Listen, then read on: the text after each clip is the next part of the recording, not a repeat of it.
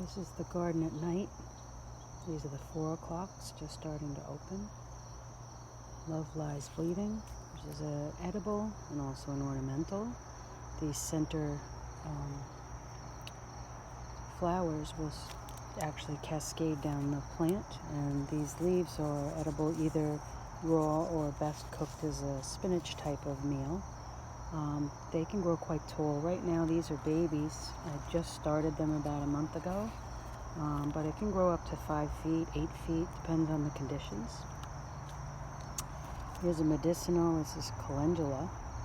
Gets these beautiful flowers. I'll be harvesting the seeds from this very shortly. You can see you take off the flower and the seeds are underneath. Here's some Mexican marigold. It's a very petite marigold and a much more delicate plant than some of your more traditional marigolds. What's nice about it is even the flavor is more delicate, so it makes it a little more enjoyable. Then we have a lot of nasturtium. It's one of my favorite edibles. It's got a really large leaf on this one. This is a vining variety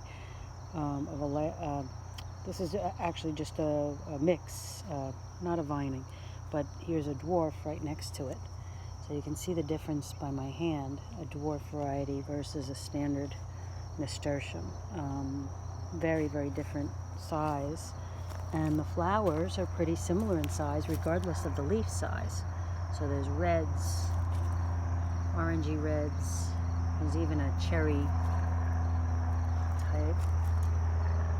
Then we have Bloody Mary, Alaska mix. And then there's other ones over here, more Bloody Mary, really nice heirloom variety that has variegated leaves, another pretty edible. It's got a peppery flavor. They're natural to Peru. Here's the variety cherry blossom one. It has a larger than average blossom size. You can see the difference if I put them closer together. Much larger than the heirloom one. Here's a beautiful one, and deep orange. There's some reds. There's some more of the heirloom variety. Really, really neat. Nasturtiums, love them. This is Peruviana zinnia. It's kind of a faded kind of color, but I really love it, and the pollinators seem to like it too.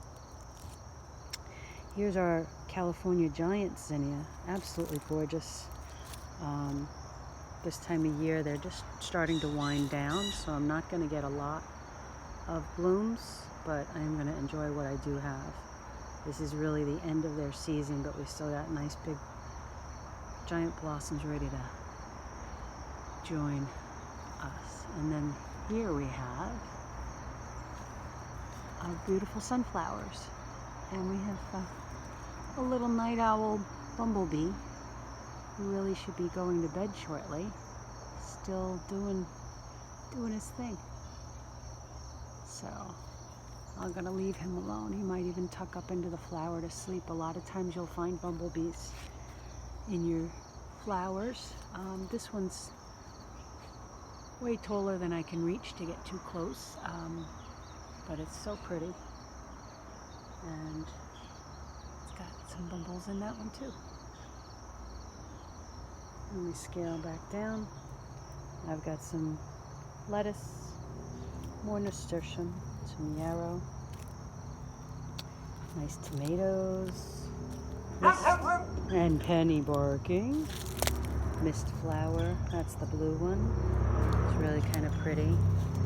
It's a native variety. I'm not quite sure if this is the native variety, but pollinators really love it. So it helps with gardens overall. There's a little flower down there. I can't remember the name of that one. We got some nice tomatoes on the vine, yellow grape tomatoes. We got some Amana orange tomatoes at the very end of their season. More giant zinnias ready to bloom. And we got a mammoth marigold here, ready to pop open. I've got some turnips that need to be harvested. I'm ready to harvest those. I got some fava beans. Again, you can eat the leaves like spinach. They're not a lot of taste, but they're nutritious and they have good vitamins. And then the fava bean themselves are still in pollination mode, so that's kind of neat. And then we have anise hyssop.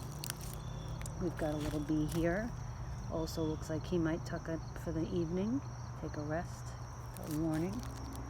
We've got another beautiful sunflower with a cucumber beetle on it. Not my favorite character, but they do, I guess they do help pollinate in some way.